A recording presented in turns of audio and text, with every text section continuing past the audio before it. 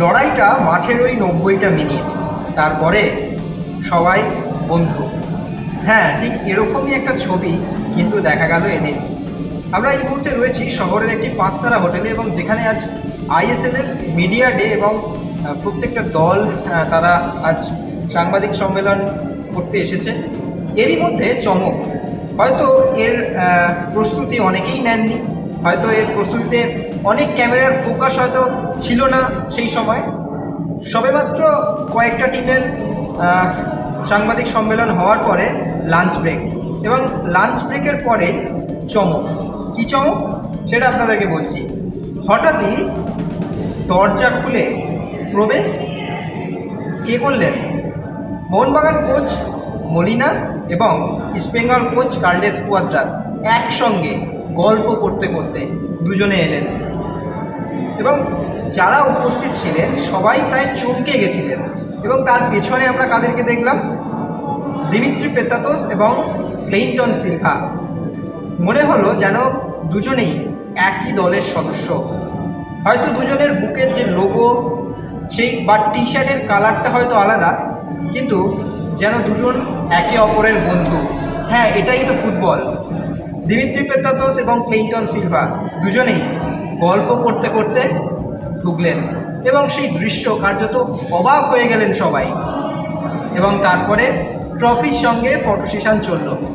মঞ্চে একসঙ্গে দেখা গেল Mohun Bagan coach Malina, Dmitry Petratos এবং ইস্টবেঙ্গল কোচ কার্লোস কুয়াদ্রাত এবং ক্লেইটন সিলভাকে, এবং মাঝখানে আইএসএলের সেই ট্রফি এবং ফুটবল, যেখানে একটা ফটো সেশন হলো। এবং তারপরে এসে যুক্ত হলো মোহামেডান স্পোর্টিং কোচ আন্দ্রে চেরনিসভ। অর্থাৎ বাংলার 3 প্রধান ক্লাব একসঙ্গে এক মঞ্চে দেখা গেল। ওই যে প্রথমে বলেছিলাম লড়াইটা শুধুমাত্র 90 মিনিট, তারপরে আসলে সবাই বন্ধু। এ ছবি যেন একটু অপ্রস্তুতই সবাই পড়ে গেছিলো, কারণ এটার জন্য অপেক্ষা কেউ করেনি।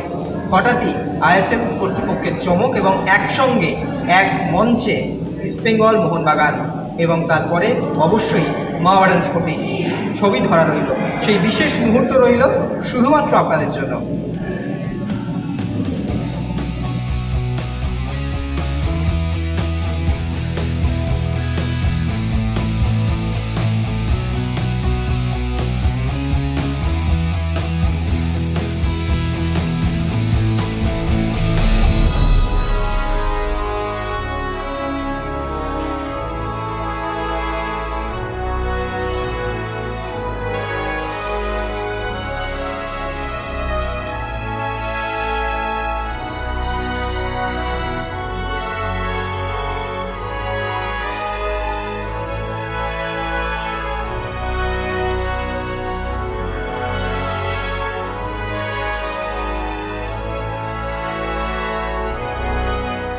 extra time.